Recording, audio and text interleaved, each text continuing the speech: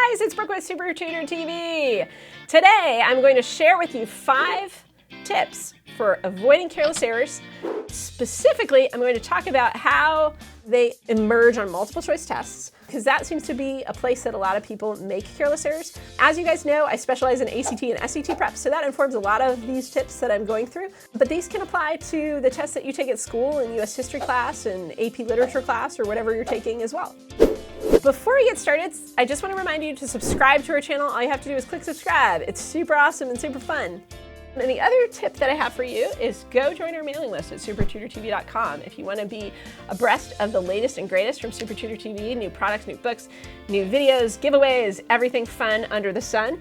SupertutorTV.com/subscribe is your ticket. The first one that I'm going to give you guys is to be systematic. What the heck do I mean by systematic? Well, one of the things that happens when we make careless errors is that we are missing tiny little details somehow. So in order to make sure that we don't miss little details, it's good to find systems that you can use so that you're double checking every little detail and you know you haven't missed anything, okay? It could be on a math word problem. If you're having trouble with those, circling every little number or detail that's part of the word problem. A lot of times in word problems, you use every piece of information involved. Occasionally there's extraneous information, right?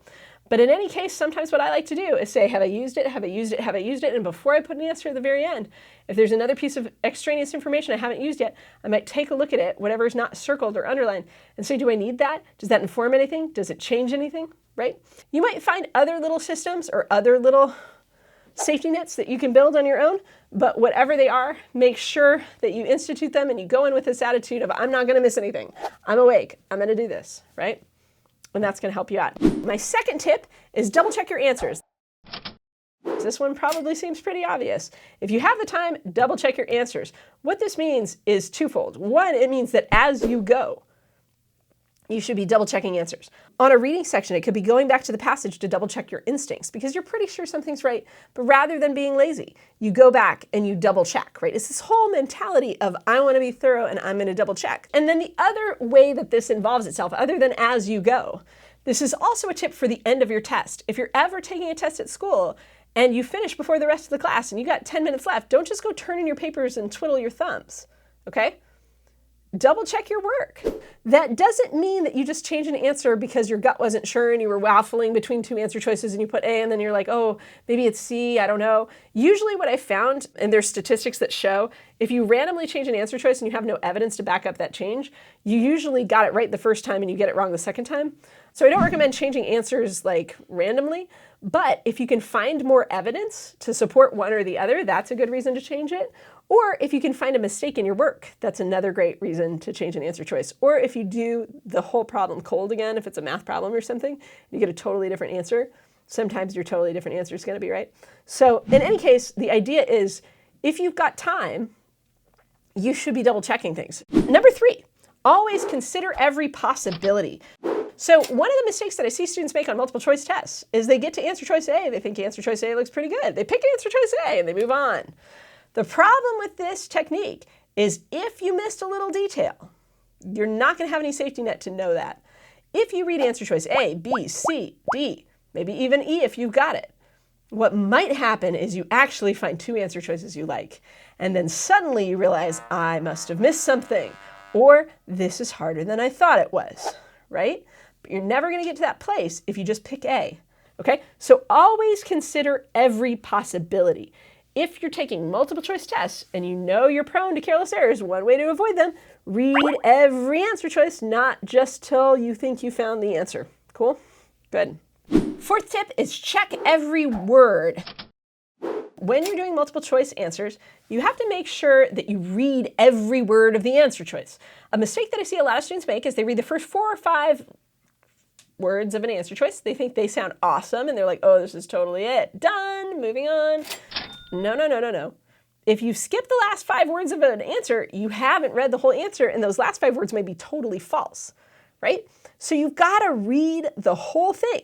The same goes for when you're going back to a passage or you're going back to a chart. Make sure that you're thorough enough to get things right. Now, you can't be so thorough that you completely run out of time, and I understand that, and there's a balance here. But unless you are finishing with no time left whatsoever, You should be double checking, just in this mode of carefulness, checking every word, reading every word, not skipping any words in the answer choices in particular, or in the question when you're reading them. Cool? And then finally, my fifth tip for avoiding careless errors is use your pencil. Sometimes we try to juggle everything in our heads. And when we try to do everything in our head, it's a little bit dangerous because we forget things, right? So we can think we're doing our math problem and we're doing it perfectly, and we make a mistake because our brain is juggling all this information, and then we drop a little number, or we forget something, or we miscalculate something. There's no reason that you have to miss points because you're making mental mistakes. But this doesn't just go for math. It also goes for things like reading. If you're trying to understand concepts, a lot of times what I'll do is I'll take little notes as I'm trying to understand that concept on a really tough problem so that I can bridge my logic together, right? I write down trends, I write down ideas, so that when I have to piece it all together and then look at my answer choices, I've got something to roll off of, and it's not just going off of what I can remember.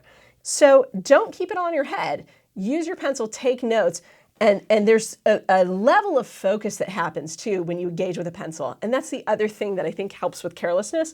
When we use our hand to engage with the text, we focus more. And that's one of the problems with carelessness. You're not focused enough. So get active, use your hand to read, use your hand with your pencil to write things down. And the more active you are and the more engaged you are with that test, I think the better you're going to do.